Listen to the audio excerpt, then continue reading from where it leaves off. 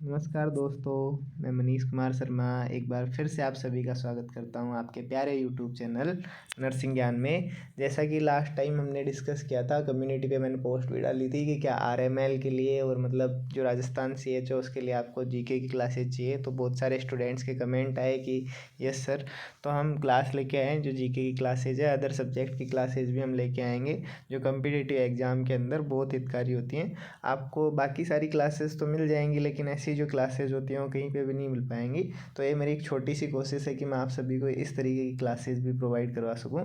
और ये जो क्वेश्चंस है, ये क्वेश्चंस मतलब पूछे भी गए हैं। कुछ क्वेश्चंस हैं जो प्रीवियस एग्जाम्स के अंदर, और कुछ जो होते हैं करंट अफेयर्स के, वो भी हम सोल्व करेंगे। इसके अलावा ऐसे क्वेश्चंस आते हैं, इसीलिए मैंने क्वेश्चंस की स्लाइड तैयार की है। और ये प्रीवियस एग्जाम्स में आए हुए हैं, मैं बताऊँगा कि किन किन एग्जाम्स में आए हुए हैं, ये भी बताएंगे हम आपको। तो अगर हम बात करें, पहला क्वेश्चन है, पहला क्वेश्चन देखिएगा आप। इन विच प्लेस द भगवान बुद्धा एनलाइटन। तो पहला क्वेश्चन है, इसमें लिखा हुआ है कि किस स्थान पर भगवान बुद्ध को ज्ञान की प्राप्ति हुई। भगवान बुद्ध को कौन से स्थान पर ज्ञान की प्राप्ति हुई थी। तो सोचिए आप, ऑप्शन दिए हुए हैं, 4 ऑप्शन है। पहला है बोध गया, मगहर, सारनाथ और कपिलवस्तु। तो इन चारों में से कौन से स्थान पर ज्ञान की प्राप्ति हुई। तो इसके अंदर आएगा फर्स्ट ऑप्शन। इसके अंदर क्या आएगा बेटा, फर्स्ट ऑप्शन आएगा। फर्स्ट ऑप्शन है बोध गया। तो बोध गया में भगवान बुद्ध को क्या हुई थी, ज्ञान की प्राप्ति हुई थी। अगर ये पूछा जाए कि कौन सी नदी के किनारे ज्ञान की प्राप्ति हुई, तो निरंजना नदी के किनारे भगवान बुद्ध को ज्ञान की प्राप्ति हुई थी। कौन सी नदी के किनारे, निरंजना नदी के किनारे भगवान बुद्ध को ज्ञान की प्राप्ति हुई। और इनके बचपन का नाम जो था वो सिद्धार्थ था। तो इस तरीके के क्वेश्चंस आते हैं कम्पिटिटिव एग्जाम में, ये एम्स में पूछा हुआ है क्वेश्चन। इसके बाद में नेक्स्ट क्वेश्चन की अगर हम बात करें, तो who is the founder of Arya Samaj. Arya समाज का फाउंडर कौन है, आर्य समाज के जो संस्थापक थे वो संस्थापक कौन थे। तो आर्य समाज के संस्थापक की बात करें, उससे पहले अगर मैं बात करूँ कि ब्रह्म समाज की स्थापना की थी राजा राम मोहन राय ने। ठीक है, ये क्वेश्चन भी आया हुआ है प्रीवियस एग्जाम में। ब्रह्म समाज की स्थापना किसने की थी। तो ब्रह्म समाज की स्थापना की अगर हम बात करें तो राजा राम मोहन राय ने सन 1828 में ब्रह्म समाज की स्थापना की थी। इसके अलावा आर्य समाज के संस्थापक की अगर मैं बात करूं, तो आर्य समाज के संस्थापक है स्वामी दयानंद सरस्वती। कौन है बेटा, ऑप्शन जाएगा इसमें डी ऑप्शन, स्वामी दयानंद सरस्वती। इन्होंने सन 1875 में जो आर्य समाज है उसकी स्थापना की थी। नेक्स्ट क्वेश्चन देखते हैं। Which country shares the land border with maximum countries. ऐसी कौन सी कंट्री है, ऐसा कौन सा देश है जो अधिकतम देशों के साथ भूमि साझा करता है। तो ऑप्शन दिए हैं आपके, इंडिया, चाइना, यूक्रेन और सिंगापुर। तो सोचिए कौन सा देश है ऐसा जिसकी मतलब बहुत सारे देशों के साथ सीमाएं लगती हैं। तो ऐसा देश है बेटा चाइना। चाइना के अंदर मतलब जो चाइना है उसकी बहुत सारे देशों के साथ सीमाएं लगती हैं। अधिकतम देशों के साथ वो अपनी भूमि को क्या करता है, साझा करता है जो चाइना है वो। अगर हम बात करें कि चाइना की जो सबसे लंबी नदी है, तो सबसे लंबी नदी कौन सी है। चाइना की सबसे लंबी नदी है यांगजे। चाइना की सबसे लंबी नदी है YANG, यांगजे। चाइना की सबसे लंबी नदी कौन सी है, यांगजे। ठीक है, इसके बाद में अगर हम बात करें कि इंडिया के अंदर सबसे लंबी नदी कौन सी है, तो इंडिया के अंदर सबसे लंबी रिवर है गंगा। इंडिया के अंदर सबसे लंबी रिवर कौन सी है, गंगा। और गंगा की अगर लंबाई की अगर मैं बात करूं, तो इसकी लंबाई है इंडिया के अंदर जो बहती है 6300 किलोमीटर। ठीक है, कई जगह पे आपको ये भी देखने को मिलेगा ब्रह्मपुत्र सबसे लंबी नदी है, लेकिन ब्रह्मपुत्र इंडिया की सबसे लंबी नदी नहीं है। इंडिया के अंदर सिर्फ 900 किलोमीटर बहती है, आगे चीन के अंदर चली जाती है, तो दूसरे यांगजे के अंदर कन्वर्ट हो जाती है। तो लंबी नदी है ब्रह्मपुत्र, लेकिन इंडिया के अंदर सबसे लंबी नदी अगर पूछा जाए तो इंडिया के अंदर सबसे लंबी नदी कौन सी है, इंडिया के अंदर सबसे लंबी नदी है गंगा। ठीक है, इसके बाद में नेक्स्ट हम बात करें, तो नेक्स्ट क्वेश्चन देखते हैं। कौन से देश को डूबते सूर्य का देश कहा जाता है। कौन से देश को डूबते सूर्य का देश कहा जाता है। Which country is known as land of sunset. India, Norway, Japan और जर्मनी। तो कौन से देश को कहा जाता है, सोचिएगा। लैंड ऑफ सनसेट की अगर मैं बात करूँ तो लैंड ऑफ सनसेट कहा जाता है नॉर्वे को। लैंड ऑफ सनसेट किसे कहा जाता है? नॉर्वे को कहा जाता है। बी ऑप्शन सही है। अगर लैंड ऑफ सनराइज पूछे कि सूर्योदय सबसे पहले कहाँ पे होता है, अगर आपसे ये क्वेश्चन पूछा जाए कि सबसे पहले सूर्योदय कहाँ पे होता है, लैंड ऑफ सनराइज पूछा जाए, तो लैंड ऑफ सनराइज में ऑप्शन आएगा जापान। ठीक है, क्या आएगा उसके अंदर? जापान। और अगर इंडिया की अगर मैं बात करूँ कि इंडिया के अंदर अगर आपसे पूछे कि इंडिया में सबसे पहले सूर्योदय कहाँ पे होता है, इंडिया के अंदर लैंड ऑफ सनराइज़ किसे कहते हैं, तो अरुणाचल प्रदेश आएगा, क्योंकि वो सबसे पूर्व में पड़ता है। ठीक है, तो अरुणाचल प्रदेश में सबसे पहले सूर्योदय होता है।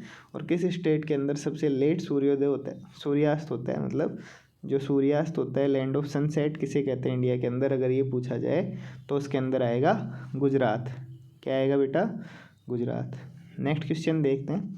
नेक्स्ट क्वेश्चन देखिएगा, अर्थ रोटेट्स ऑन इट्स एक्सिस, कि पृथ्वी अपनी धुरी पर घूमती है।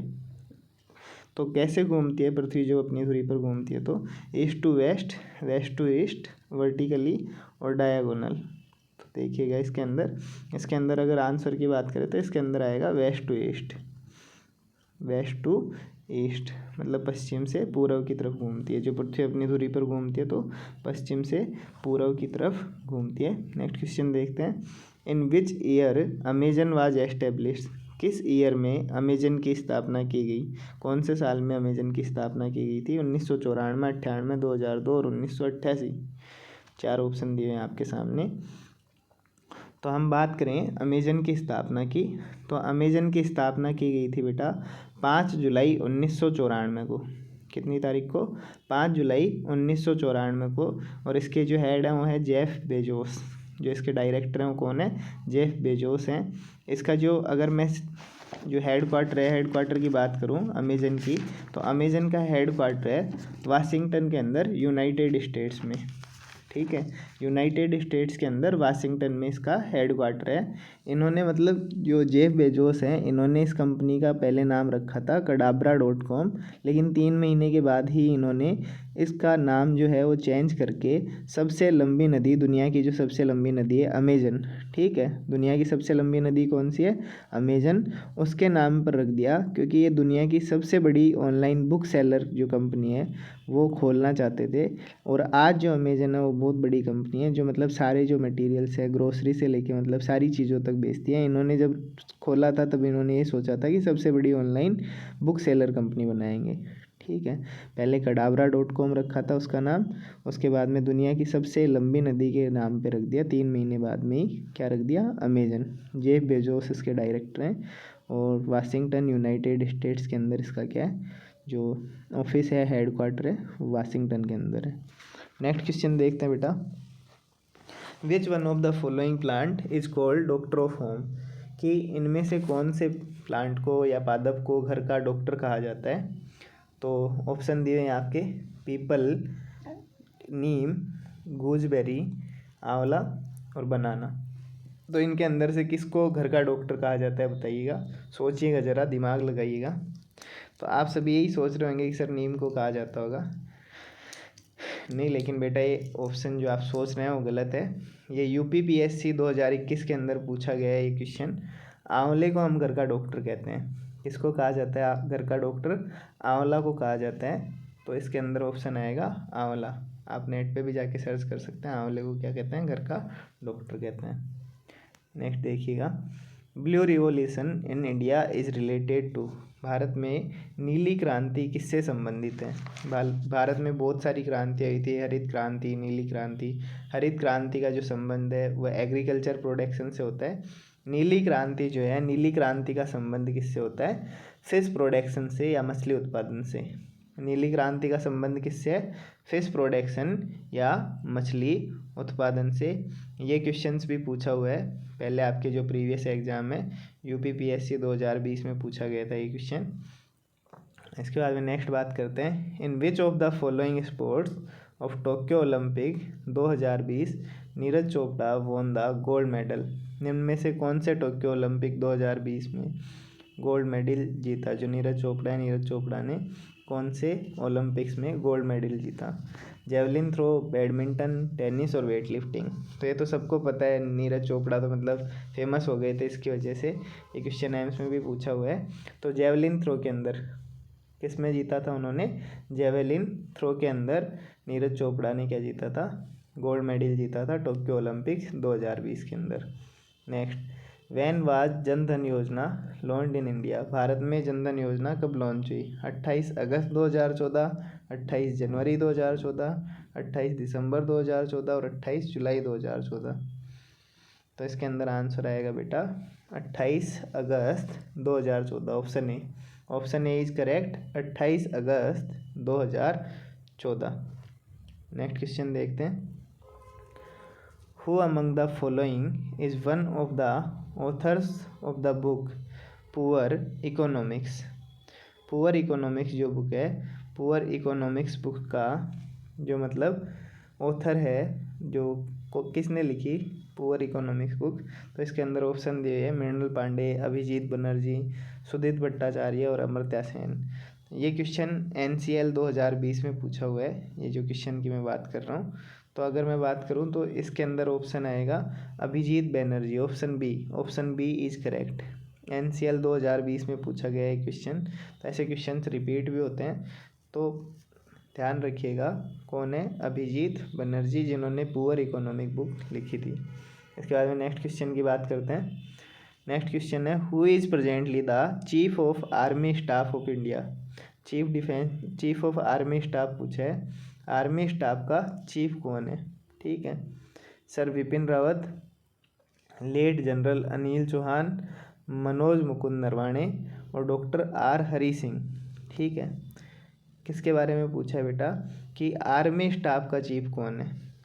क्वेश्चन क्या पूछा गया है? आर्मी स्टाफ का चीफ कौन है? तो अगर हम बात करें कि देश के जो पहले CDS थे, CDS का मतलब चीफ डिफेंस स्टाफ बनाया गया था, जो तीनों सेनाओं का प्रमुख होता है। Chief defence staff general Vipin Rawat थे।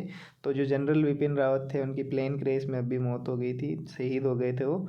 उसके बाद में हम बात करें, उनके शहीद होने के बाद में नेक्स्ट जो मतलब चीफ डिफेंस की अगर मैं बात करूँ, तो नेक्स्ट चीफ डिफेंस बने हैं उसके बाद में, वो है लेफ्टिनेंट जनरल अनिल चौहान।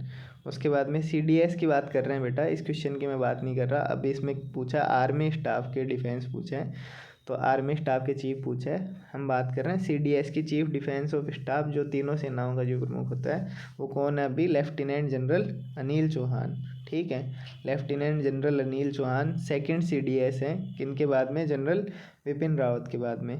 ठीक है, उसके बाद में अगर हम बात करें, यहाँ पे पूछा हुआ है आर्मी स्टाफ ऑफ इंडिया।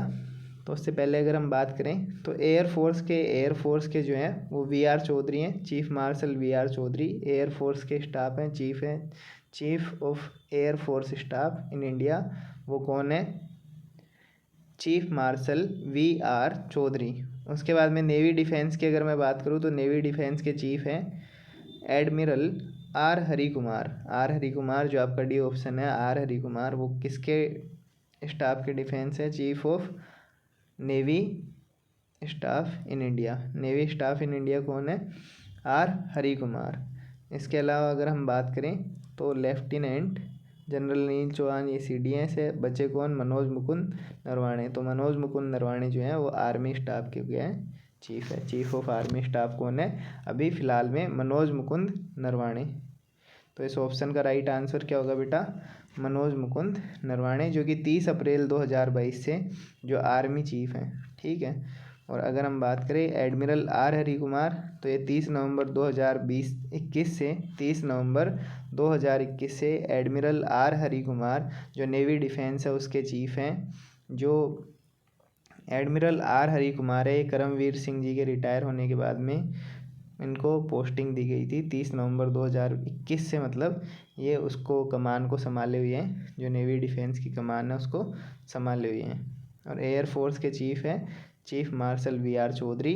इसके अलावा सुप्रीम कमांडर अगर मैं बात करूं या चीफ डिफेंस ऑफ स्टाफ बात करूं, जो second chief defence of staff है वो lieutenant general Anil Chauhan. Next question देखते हैं। Swachh Bharat Abhiyan was launched by prime minister Narendra Modi on the occasion of birth anniversary of which of these leader. Swachh Bharat अभियान कौन से मतलब लीडर के एनिवर्सरी के ओकेजन पे स्टार्ट किया गया था? तो इनमें ऑप्शंस दिए हुए हैं, जवाहरलाल नेहरू, सरदार पटेल, रविंद्रनाथ टैगोर, महात्मा गांधी। तो महात्मा गांधी के बर्थडे पे स्वच्छ भारत अभियान जो है वो लॉन्च किया गया था 2 अक्टूबर 2014 को। ठीक है, 2 अक्टूबर 2014 को स्वच्छ भारत अभियान लॉन्च किया गया था। किसके बर्थडे पे? महात्मा गांधी जी की जो एनिवर्सरी है उस पर। ठीक है, option D is correct. Next है, which was the first Hindi language newspaper. कि पहला हिंदी लैंग्वेज न्यूज़पेपर कौन सा था इनके अंदर से? स्वराज पत्रिका, नव भारत पत्रिका, उदंत मार्तंड और बंगाल गैजेट। ठीक है, अगर आपसे ये पूछा जाए कि पहला पेपर कौन सा था इंडिया के अंदर, या फर्स्ट पेपर कौन सा है जो इंडिया के अंदर, अगर आपसे क्वेश्चन इस तरीके से पूछा जाता है तो पहला पेपर था बंगाल गैजेट। पहला पेपर कौन सा था? बंगाल गैजेट, जब भाषा की बात ना की जाए। लेकिन अगर ये पूछा जाए कि पहला हिंदी लैंग्वेज पेपर कौन सा था, तो उसके लिए जाएगा right answer, correct option C, Udant Martand. Udant Martand जो है वो क्या था?